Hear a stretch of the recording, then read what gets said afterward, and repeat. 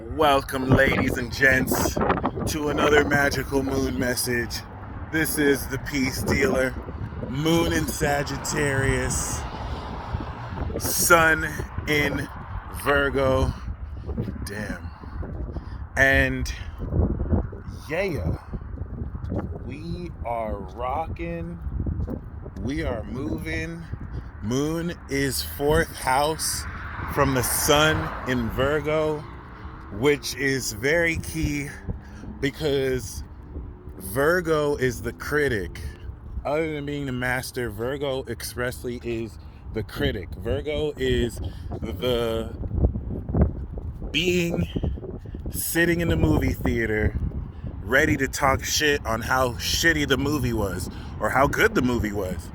A lot of what enables Virgo to be the critic is that critics unveil hidden meaning in experiences and what they're critiquing so that they can take your experience of what you experienced and reveal to you hidden facets that you may not have seen. And so if we think of hidden, that's the water houses, the 4th, 8th, and 12th. 4th is a private house. What's 4th house to Virgo? Meaning. Sagittarius is meaning. 4th house hidden, Sag meaning, hidden meaning, Virgo. So this transit is going to unveil hidden meaning in the mastery of your abilities in life. But more importantly, what this is going to do is very powerfully and super realistically ascend this nature of your mastery. So relative to the new moon cycle that we kicked off, this is now the mutable square that relative to the activation of this cycle that is geared not only to change your behavior and your habits and your lifestyle, this square is going to actually be you seeing everything change.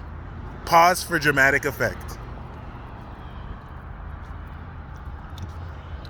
Right, so this is going to be very paranormal because the moon is going to be squaring Pisces with Neptune. Ignore every psychic and psychological projection that is not relevant to your experience and is overall redundant. You can get confused by so much visual and auditory hallucinations and or genuine telepathic attacks.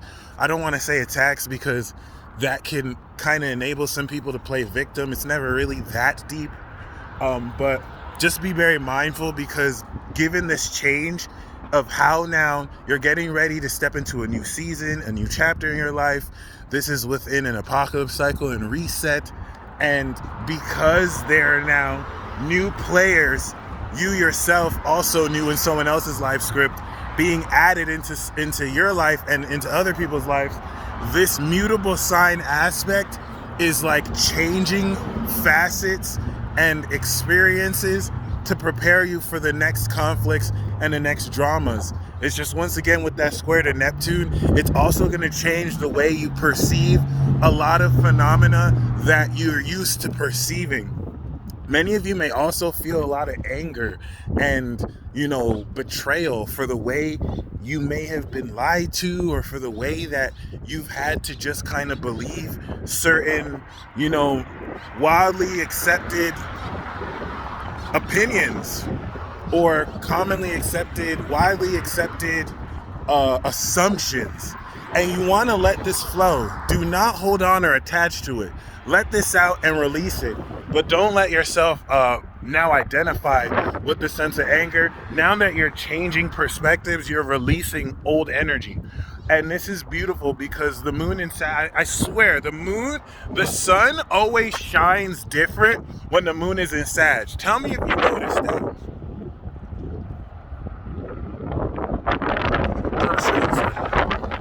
The sun be shining different when the moon's in Sag though. It's like a little extra bright. So there's a much more amazing ascension of the practical habits that you have, of course, been activating and changing with this cycle. Because this is a new moon in a mutable sign, new moon in cardinal signs are new actions. New moon in fixed signs is new quality. All right? And new moon in mutable signs are new experiences and new changes. And so now we are at the first quarter square relative to this cycle where you're understanding the meaning of facts you've compiled, given factually this lifestyle and habitual nature of your own behavior that you have changed, you are now uncovering the meaning of that. You're uncovering hidden meaning, private to you, because Sagittarius is collective. So this is a collective understanding of social interactions and phenomena that will now highlight and update what needs to change about what's factual, because you've come into a change of what these facts mean. Okay? For example, the light is red. That means you're stopping. So a first quarter square like this means that the light's turned green. So now the facts have changed, because now it no longer means that you need to stop. Now your ass has gotta go. Green light, baby. And so this transit is going to, over the next couple of days, literally change everything, given the T-square that we have mutably. And Neptune in Pisces is going to be a huge factor in challenging how you continue to bridge metaphysical and abstract phenomena with reality. Let the moon in Sag reveal, through this hidden meaning, receptive understanding of that which is unseen. You're coming into receptivity of the meaning of everything that you've been really working towards changing your attitude. And the reason why it's so hard for me to put this into words is we don't necessarily have in our language the rhetoric or lexicon to really flesh out certain unseen phenomena. You know what I'm saying? We label these things ghosts, ghouls, spirits, but it's way the wording for this is way more complex. That if I were to use these, words that we've labeled this, it's going to be more misleading. What I'm basically trying to say is that in the next couple of days, your capacity to perceive supernatural phenomena and integrate them in your real world will not only change forever, but you're going to extend this forward by practically applying this towards every aspect of your life. And this, of course, is based off of years worth of already stepping into this. But this is that fulcrum switch where you're literally turning on the spirit, or turning on, the light, to now apply what you've set in place to put in motion this change of behavior. So it's really hard for me. I mean, now we've already manifested these abilities, but this is where you're understanding how to change your perception and see more of what you haven't been seeing. It's not necessarily, for example, the whole notion of seeing ghosts, right? If a scientist will break down, this is actually why people see ghosts.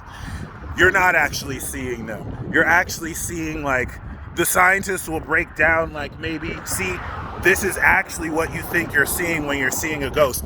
And they're not necessarily wrong, but it's misleading as hell, because you're walking away from it okay, so I never really saw ghosts. I was just seeing illusion. And you're only getting half of the truth. Walking away from the thing okay, ghosts don't exist, when they do. You don't see ghosts with physical senses. So most people who think they see ghosts really don't. But that doesn't mean ghosts don't exist. And you can't apply an ignorance fallacy to this. Well, because we can't measure ghosts and because we can't see ghosts, then ghosts aren't real. That's a fallacy. This is what Neptune in Pisces is teaching you. This is why Pisces is I believe. You analyze in Virgo because you have real data to analyze with. You believe in Pisces because you can't see Pisces. Pisces is John Cena, niggas. You literally can't see Pisces. And so you have to give it up to belief, because Pisces represents a metaphysical existence. If you think of the world of Asaya and the world of Genna in, of course, Blue Exorcist, one is a world where real third dimensional beings are, and in another is a world where demons exist, okay, and can possess people. And so the whole notion of the interlapped realms, where you have non-material entities that can possess physical beings, this is going to really change the way you understand phenomena like that. And I'm using ghosts as an example. This is less to do with ghosts and more to do with bridging that metaphysical understanding with the real. The focus with the sun in Virgo is more on the real. And this is going to really change the way you deal with accordingly negative psychic projections from people because you understand more. It's less about the person doing it, Ephesians 6:12, and more about them being a puppet for negativity. You're better off feeling pity for them than anger if they can't even control their own emotions and self to not be used to be vessels of negativity. Like, it's a whole nother level. So like, a lot of your perception about everything is changing. But I just want to make sure, once the moon goes into Capricorn, you're taking incredible cardinal actions to fully express the magic of your changed behavior collectively. This is where you're going to see real physical progress and change through Capricorn. And so Moon in Sag is legitimately changing the philosophy of your ideas and attitude about all of this so that you know what direction to take.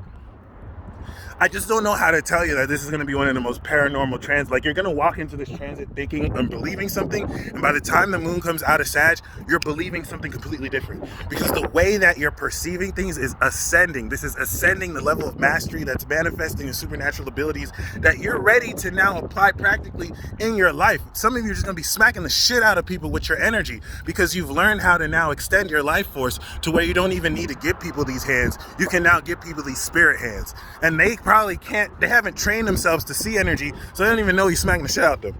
They probably just think it's the wind, because technically it is, but they don't know you're an airbender. So other than that, you know what I'm saying? It ain't a joke.